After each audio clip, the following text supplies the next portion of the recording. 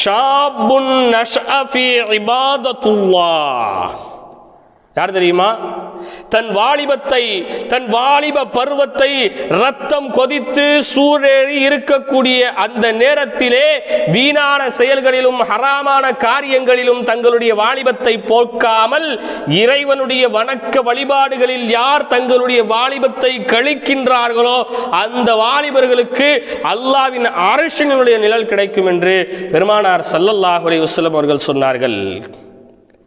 இன்றைக்கு நம்ம வாலிப பிள்ளைகள் நம்ம ஊரில் எப்படி இருக்கோம்?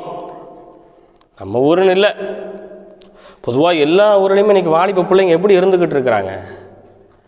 தொழுகையின் பக்கம் கவனம் இல்லை, ஹராம செய்கிறோம்ங்கிற பயம் இல்லை, அல்லாஹ் ரசூல் நம்மை பார்த்து கொண்டிருக்கின்றார்களே என்கின்ற மன உறுத்தல் இல்லை, நம் தாய் தந்தையர்கள் நம்மளை தானே நம்பி இருக்கிறாங்கிற கவலை இல்லை. எதை